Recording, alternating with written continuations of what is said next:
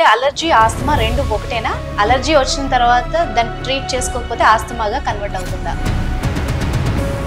ఈ ఇన్ఫ్లమేషన్ యొక్క థిక్నెస్ ని బట్టి ఈ మూసుకోవటం అనేది ఆధారపడి ఉంటుంది. అంటే అలర్జీనే రాకుండా చేయటం, ఆస్తమానే రాకుండా చేయటం అనే దాంట్లో ఇప్పుడు ముందడుగు చేస్తున్నాం. శ్వాసలో త్వరలో మొదలు పెడుతున్నాం. చెస్ట్ పట్టేసినట్టుంది అంటారు. కొన్ని సందర్భాల్లో అప్పుడప్పుడుగా ఉంటుంది. ఈ మధ్య హార్ట్ అటాక్స్ ఎక్కువ అయ్యాయి కదా, సో దీన్ని కన్ఫ్యూజ్ అయ్యే ఛాన్సెస్ ఉన్నాయి.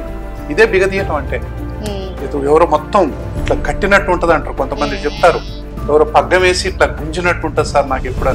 బట్ ఇదే, ఇవి జీన్స్, ఇది trigger. Millions and millions of triggers ఉన్నాయి. సూర్యరశ్మి కూడా ఒక ట్రిగ్గర్, తెలుసా మీకు? చిన్న పిల్లల్లో ఉబకాయం చూస్తున్నాం, చబ్బిగా ముద్దుకుంటారు. కానీ నేను విన్నది ఏంటంటే అలర్జీకి ఆస్తమాకి ఉబకాయానికి సంబంధం ఉందా? చిన్న పిల్లలు ఎవరైనా నోరు తెరిచి నిద్రపోతున్నారంటే ఈ వీడియో చూసే వాళ్ళు ఎవరైనా కూడా వెంటనే అలర్ట్ అవ్వాలి. చాలా మంది అనుకుంటారు సార్, పడుకోగానే నిద్ర పడితే అది అదృష్టం అని అంటారు. నిద్ర పడుతుంది, నా అంత అదృష్టవంతుడు లేడు అనుకుంటున్నారో వాళ్ళందరికీ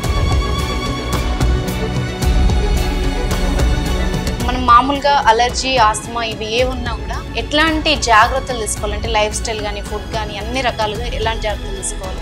ఇన్ఫ్లుయెన్జా వ్యాక్సిన్ 5 సంవత్సరాలకు ఒకసారి న్యూమోకోకల్ వ్యాక్సిన్ తీసుకోవాలి. ఇండియాలో దీని శాతం 1% కూడా లేదు.